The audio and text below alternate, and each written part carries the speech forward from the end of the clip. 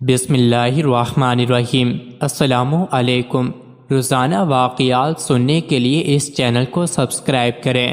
حضرت بلال رضی اللہ عنہ وہ صحابی رسول صلی اللہ علیہ وسلم ہیں جن کو بالکل آغاز اسلام میں با اسلام ہونے کا امتیاز حاصل ہے۔ ایسے خوفناک ماحول میں جب اسلام لانے کی پاداش میں سخت ترین مصائب و آلام سے دوچار ہونا پڑتا تھا، حضرت بلال رضی اللہ عنہ کو کفار مکہ سخت اذیتیں دیتے تھے۔ ان کو پکڑ کر لے جاتے اور دھوپ میں لٹا دیتے اور پتھر لا کر ان کے پیٹ پر رکھ دیتے اور کہتے تمہارا دین لات و عزا کا دین ہے۔ حضرت بلال رضی اللہ عنہ کہتے کہ میرا پروردگار اللہ ہے۔ ایک دن حضرت بلال رضی اللہ عنہ خانہ کعبہ میں داخل ہوئے۔ قریش کو اس کا علم نہ تھا۔ آپ نے ادھر ادھر دیکھا تو کوئی نظر نہ آیا، بس آپ بتوں کے پاس آ کر ان پر تھوکنے لگے اور کہنے لگے وہ لوگ ناکام اور خسارے میں ہیں جنہوں نے تمہاری پرستش کی۔ قریش نے ان کو گرفتار کرنا چاہا لیکن آپ نکل بھاگنے میں کامیاب ہو گئے اور مالک عبداللہ بن جدعان کے گھر میں چھپ گئے۔ قریش کے لوگ عبداللہ کے پاس آئے اور اس کو آواز دی۔ وہ باہر آیا تو اس سے ان لوگوں نے کہا کیا تم بے دین ہو گئے؟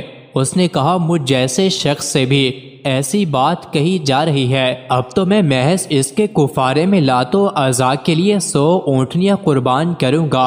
قریش سے لوگوں نے کہا تمہارے کالے بلال نے یہ کر ڈالا ہے۔ اس نے ان کو بلایا، لوگ ان کو تلاش کر کے عبداللہ کے پاس لائے۔ یہ ان کو پہچانتا نہ تھا۔ اس نے خلیہ کو بلا کر پوچھا کہ یہ کون ہے؟ کیا میں نے تم کو یہ حکم نہ دے رکھا تھا کہ مکہ کے غلاموں میں کسی کو یہاں نہ رہنے دینا؟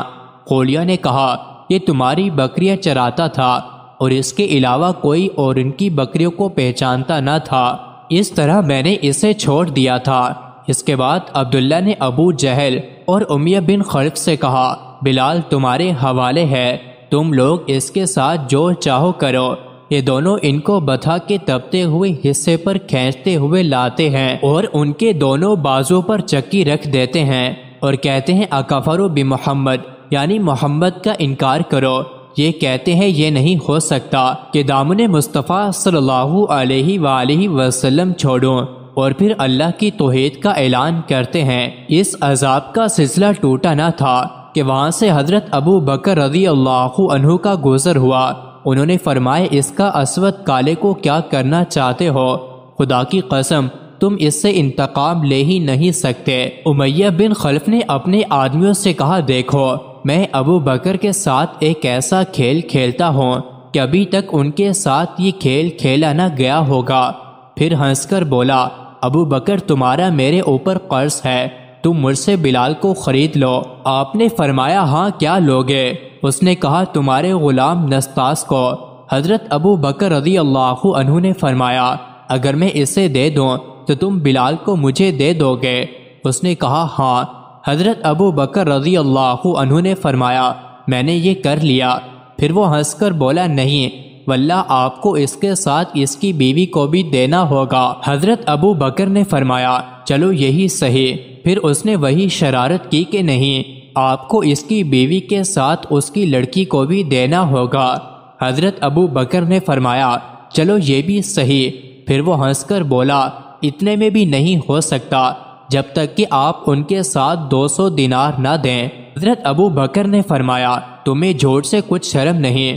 اس نے لات و عزا کی قسم کھا کر کہا اگر آپ یہ 200 دینار بھی دے دیں تو ضرور اپنی بات پوری کروں گا۔ حضرت ابو بکر نے فرمایا یہ بھی صحیح، اب جا کر یہ سودا مکمل ہوتا ہے۔ اور حضرت ابو بکر رضی اللہ عنہ اتنی بھاری قیمت دے کر حضرت بلال رضی اللہ عنہ کو خرید کر رضائے الہی کے لیے آزاد کر دیتے ہیں، اور حضرت بلال رضی اللہ عنہ کو جان غسل مصائب و آلام سے چھٹکارا ملتا ہے۔ مزید ایسے ہی ویڈیوز کے لیے چینل کو ضرور سبسکرائب کریں۔